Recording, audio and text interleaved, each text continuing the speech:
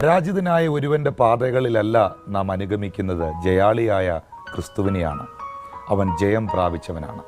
പ്രിയപ്പെട്ടവരെ, ഇന്നത്തെ ഈ എപ്പിസോഡിൽ നിങ്ങൾ എന്നെ കണ്ടുകൊണ്ടിരിക്കുമ്പോൾ ജീവിതത്തിൻ്റെ ഏതെങ്കിലും മേഖലകളിൽ പരാജയങ്ങൾ ഏറ്റുവാങ്ങി പ്രതിസന്ധികളുടെ മധ്യേ വേദനിക്കുന്ന ഒരവസ്ഥയിലാണ് നിങ്ങൾ എന്നെ ശ്രദ്ധിക്കുന്നതെങ്കിൽ, ജയം പ്രാപിച്ച ക്രിസ്തുവിന് നിങ്ങൾക്കും ജയം തരുവാൻ കഴിയും. കൊലോസ്യർക്ക് എഴുതിയ ലേഖനത്തിൻ്റെ 2-ാം അധ്യായം 13 മുതലുള്ള വാക്യത്തിൽ വായിക്കുന്നു, അതിക്രമങ്ങളിലും നിങ്ങളുടെ ജഡത്തിൻ്റെ അഗ്രചർമ്മങ്ങളിലും മരിച്ചിരുന്നവരായ നിങ്ങളെയും അവൻ അവനോടുകൂടെ ജീവിപ്പിച്ചു. അതിക്രമങ്ങളൊക്കെയും നമ്മോട് ക്ഷമിച്ച ചട്ടങ്ങളാൽ നമുക്ക് വിരോധവും പ്രതികൂലമായിരുന്ന കൈയെഴുത്ത് മായിച്ച് ക്രൂശിൽ തറച്ച് നടുവിൽ നിന്ന് നീക്കിക്കളഞ്ഞു.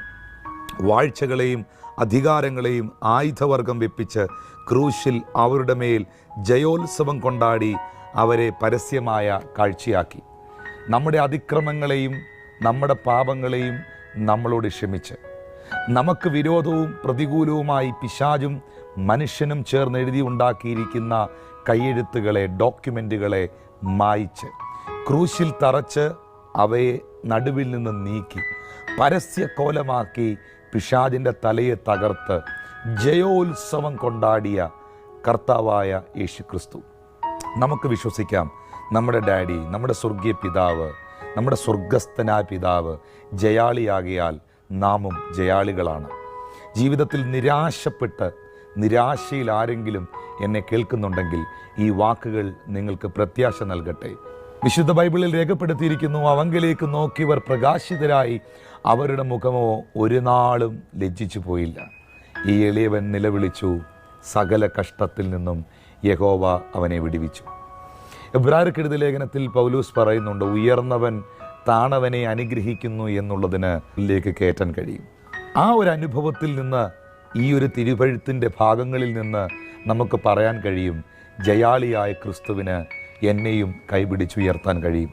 ആരൊക്കെയോ ഇന്ന് ഈ എപ്പിസോഡ് കാണുമ്പോൾ മനസ്സ് മടുത്ത് മരവിച്ച് ജീവിതത്തിൽ മുൻപോട്ട് പോകണമെന്നുള്ള ആഗ്രഹം പോലും നഷ്ടപ്പെട്ട് എല്ലാം അങ്ങ് അവസാനിപ്പിച്ചേക്കാം, ഇനി ഇതൊന്നും വേണ്ട, എവിടെങ്കിലും പോയി സ്വസ്ഥമായിട്ടിരിക്കാം, എല്ലാം നിർത്തിക്കളയാം, ബിസിനസ് വേണ്ട, ശുശ്രൂഷ വേണ്ട, ഇതെല്ലാം നിർത്തിയേക്കാം എന്നുള്ള രീതിയിൽ മുൻപോട്ട് പോകാൻ കഴിയാതെ മനസ്സ് മടുത്ത് എന്നെ കേൾക്കുന്ന ആ വ്യക്തിയോട് കർത്താവ് പറയുന്നു, മുൻപുള്ളവയെ നിങ്ങൾ ഓർക്കേണ്ട, പണ്ടുള്ളവയെക്കുറിച്ച് നിങ്ങൾ നിരൂപിക്കേണ്ട, ഇതാ ഞാൻ പുതിയതൊന്ന് ചെയ്യുന്നു.